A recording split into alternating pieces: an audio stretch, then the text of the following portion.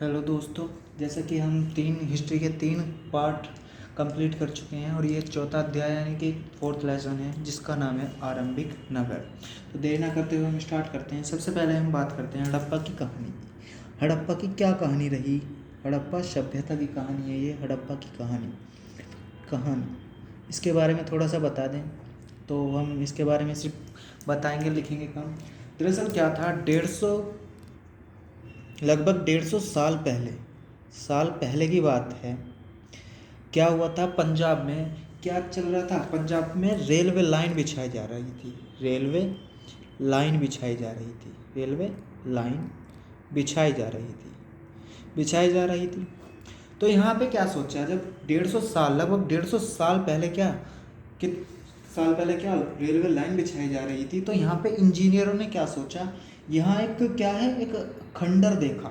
कहाँ पे? पंजाब में एक खंडर देखा। असल में वो खंडर क्या था?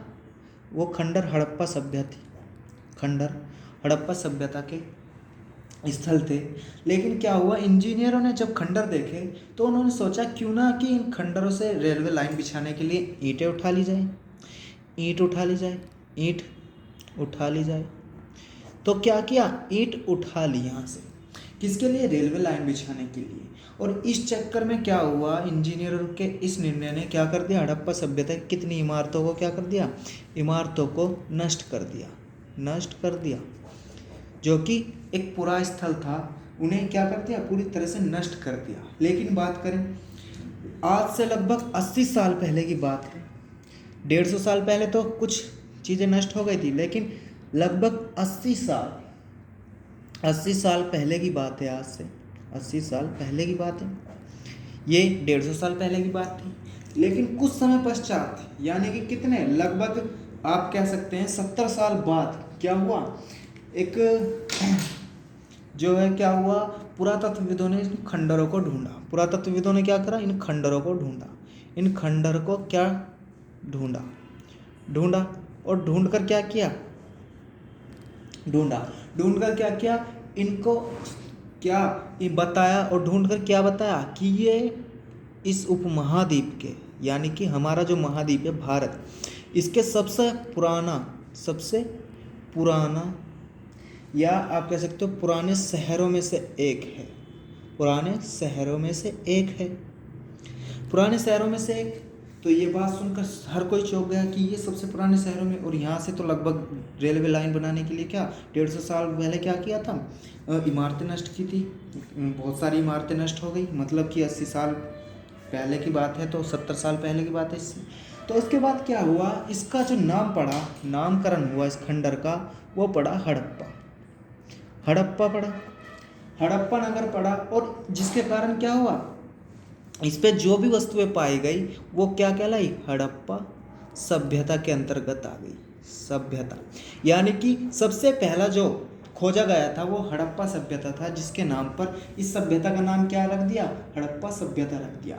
हड़प्पा पहला शहर था, प्रथम शहर था जो खोजा गया था। परंतु सबसे बड़ा शहर कौन सा था, मोहनजोदाड़ो था। बात करें इन शहरों का निर्माण कब हुआ, निर्माण की बात करें कब निर्माण हुआ होगा, तो पुरातत्व विभाग के अनुसार इनका निर्माण कब बताया गया है, 4700 साल पहले। और बात की जाए 4700 साल पहले के जो नगर, उनके खंडर आज भी हमें प्राप्त हुए, जो सिंधु घाटी सभ्यता कहलाई या हड़प्पा सभ्यता कहलाई। ठीक है ना। इन नगरों की विशेषता क्या थी, नगरों की क्या विशेषता रही, विशेषता की बात करें तो इन नगरों की विशेषता ये थी कि इन नगरों में से कई को तो दो भाग में बांटा गया,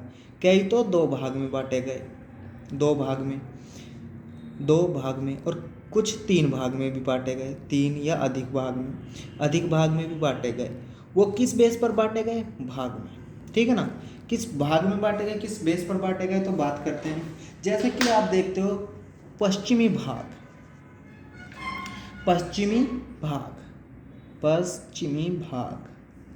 कहाँ का भाग है ये, सिंधु घाटी सभ्यता का या हड़प्पा सभ्यता का पश्चिमी भाग की बात कर रहे हैं।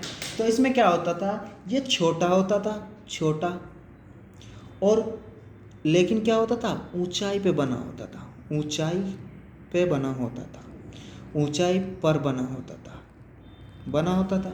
यानी कि पश्चिमी भाग क्या होता था, छोटा होता था लेकिन ऊंचाई पर बना होता था। बात करें इससे दूसरे की, पूर्वी भाग की बात करें तो ये बड़ा होता था, बड़ा, लेकिन नीचे स्थान पर था, नीचे स्थान पर बना। तो आप कह सकते हैं दो भागों में बट गया, दो भागों में, पश्चिमी और पूर्वी भाग में, छोटे और बड़े भाग में बट गया। तो ठीक है ना, ये ऊपर और नीचे इस तरीके से बांट दिया हमने। बात करें तो पुरातत्व के अनुसार, देखिए पुरातत्व के अनुसार वैसे तो इस तरीके से बटा था, लेकिन पुरातत्व के अनुसार क्या है, पुरातत्वविद के अनुसार पुरातत्वविद के अनुसार, तो उनके अनुसार क्या हुआ, इसे दो भागों में बांटा गया था। जैसे कि सबसे पहले हम बात करते हैं ऊंचाई वाला पार्ट, ऊंचाई वाला भाग, एक नीचे वाला भाग होता है, नीचाई वाला यानी नीचे वाला भाग। तो नीचे वाला भाग, ऊंचे वाला भाग, जो ऊंचाई वाला भाग था वो क्या कहलाया, वो कहलाया नगर दुर्ग कहा गया, उसे नगर दुर्ग कहा गया। निचले वाले को क्या गया, निचला नगर कहा गया। यानी कि आप देख सकते हैं निचला नगर, यानी कि हम कह सकते हैं कि दो भागों में इस तरीके से भी बांटा गया था, दो भागों में। और इन दोनों के चारों ओर क्या होती थी, चार दीवारी होती थी, किसकी, ईंटों की, पक्की ईंटों की चार दीवारी होती थी। यानी कि आप देखोगे ऊंचा और नीचा पार्ट में बांटा गया है, जिसे नगर दुर्ग और निचला नगर। तो यदि कभी क्वेश्चन आए ऊंचाई वाला भाग क्या कहलाता था, पुरातत्वविद के अनुसार ऊंचाई वाला भाग नगर दुर्ग और नीचे वाला भाग निचला नगर कहलाता था। बात करें तो कुछ खास इमारतें भी हैं इन नगरों की, नगर दुर्ग की कुछ खास इमारतें, नगर दुर्ग की कुछ खास इमारतें जो कि क्या थी, नगर दुर्ग में आती थी। नगर दुर्ग एक डेवलप्ड एरिया था और नीचे वाला एरिया थोड़ा कम डेवलप्ड था। तो बात करें तो आप देखेंगे सबसे पहले हम ले लेते हैं महान स्नानागार क्या होते थे, ये एक तरह के तालाब होता था, इसे क्या करते थे, तालाब होता था। मान लीजिए ये आपका इस तरीके से तालाब बना दिया, यहाँ से सीढ़ियाँ बना दी, इस तरीके से सीढ़ियाँ, इधर से भी सीढ़ियाँ बना दी। तो ये सीढ़ियाँ बना दी, इसमें पानी भरा जाता था। बात करें इसमें क्या किया जाता था, कुओं से पानी भरा जाता था। स्नानागार की बात कर रहे हैं हम, और कुओं से पानी भर के क्या करते थे, इसमें पानी इकट्ठा करते थे और एक विशेष अवसर पर, एक विशेष त्योहार पर यहाँ पर स्नान किया जाता था और विशेष लोग ही इसमें क्या करते थे, स्नान करते थे। बात करें तो इसे बनाने के लिए किस चीज़ का यूज होता था, ईंट के साथ में किस चीज़ का यूज करते थे, ईंट के साथ इन्होंने यूज किया प्लास्टर का, प्लास्टर ऑफ पेरिस की बात की जा रही है यहाँ पे, प्लास्टर और प्लास्टर पर क्या करते थे, ये चारकोल का क्या कर देते थे, उसके ऊपर चारकोल लगा देते थे ताकि ये रिसाव ना करे, यानी इसे क्या ना हो, ये इसके रिसाव को रोकने के लिए चारकोल से ऊपर से परत चढ़ा देते थे चारकोल की। बात की जाए तो ये था महान स्नानागार के बारे में बताया। इसके बाद बात करें तो दूसरा जो है कालीबंगा व लोथल। पहला हो गया महान स्नानागार, जो कि कहाँ थे, मोहनजोदारो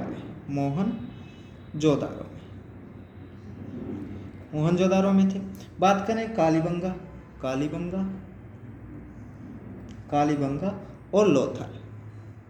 और लोथल में क्या पाए, अग्निकुंड के साक्ष्य मिले।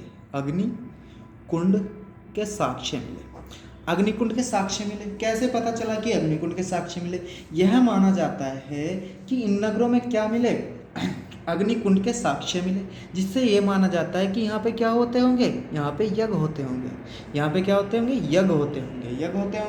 बात करें नेक्स्ट जो पार्ट पढ़ेंगे हम, हड़प्पा हो गया, लोथल और मोहनजोदारो। मोहनजोदड़ो। ठीक है ना। ये क्या है, ये कुछ बड़े नगर थे, ये बड़े नगर थे और इन नगरों में बड़े बड़े भंडार गृह भी स्थित थे। भंडार गृह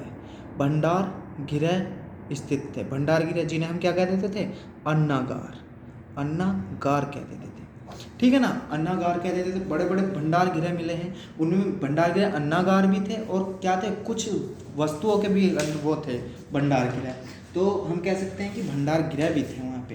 कहाँ पे, आरंभिक उसमें जो थे, जब हमें प्राप्त हुए, जिसके पुरातत्वविदों ने जब खुदाई की। बात करें इसके बाद बात करते हैं, इसके बाद बात करेंगे हम भवन और सड़कों की बात करें। भवन और सड़कों की बात करें तो भवन और सड़कों की बात करते हैं। भवन व नाले और सड़कें, नाले एवं सड़कें, इनके बारे में बात करेंगे। कैसे होते थे इनके नाले, कैसे होते थे इनकी सड़कें। आमतौर पर क्या होते थे, भवन जो होते थे वो एक या दो मंजिल होते थे। दो मंजिलें होती थी। और उसके बाद बात करें तो आंगन में चारों ओर कमरे बने होते थे। किसके, घर के आंगन के चारों ओर। घर में एक आंगन होता था, आंगन इस तरीके से आंगन हो गया बीच में, इसके चारों ओर क्या है, कमरे बना दिए गए। ठीक है, ये कमरे हो गए। तो आंगन के चारों ओर क्या बनते थे, कमरे बनते थे। आंगन के चारों ओर कमरे बनाए जाते थे। अधिकांश में अलग अलग स्नानागार होता था, कुएं भी होते थे। ठीक है ना, ये सब चीज़ें भी इसमें थी। मतलब कि यहाँ पे स्नानागार बना दिया बीच में कहीं पे, या फिर कुएं बना दिए, इस तरीके से होता था। बात करें नाली और सड़कों की बात करें तो कई नाली क्या हुई, नगरों में ढके हुए नाले थे। क्या हुए थे, नाले कैसे थे, ढके हुए नाले थे, यानी कि नालों को ढक कर रखा जाता था। नाले सीधी लाइन में बने होते थे, इस तरीके से सीधी लाइन में बने होते थे। बात की जाए, बनाया जाता था और हर नाली का एक ढलान, यानी कि इस तरीके से यहाँ से जैसे ऊपर से लेवल आ रहा है, इस तरीके से यहाँ से पानी आ रहा है तो ये नीचे को ढलान बना होता था। उसके साथ में ताकि पानी आसानी से बह सके। और अक्सर घरों की नालियाँ किससे, ये घर की नाली है, मान लीजिए ये जाके यहाँ सड़क आ रही है, ये सड़क की नाली है, इससे जुड़ गई जाकर के। इन्हें भी ढक के रखा जाता था, सड़क की नालियों को भी ढक के रखा जाता था। बाद में बात करें तो ये जाकर कहाँ मिलती थी, बाद में ये बड़े नालों में मिल जाती थी। बड़े बड़े नाले जा रहे थे उनमें मिल जाती थी। उनमें मिलने के बाद जब ये बड़े नालों में मिल जाती थी तो नाली के ढके होने के कारण मैन होल बनाए जाते थे। यहाँ पे मतलब कि आगे पानी इकट्ठा हो गया, ये मैन होल है। मैन होल बनाया जाता था, ये मैन होल। और ये क्या है, ये बड़ा नाला, ये सड़क के साथ आने वाली नाली है। और ये घर की नाली, मान लीजिए ये घर की। तो आप देख सकते हैं, और वो मैन होल में आता था। तो मैन होल पे क्या करते थे, मैन होल इस वजह से बनाया जाता था ताकि यहाँ से इसे खोल करके या इसे मतलब कि ओपन करके यहाँ पे साफ सफाई की जा सके, यानी कि कूड़ा कचरा सफाई की जा सके, कूड़ा कचरा निकाला जा सके। बात करें घर के नाले और सड़कों की योजनाबद्ध तरीके से बनाया जाता था।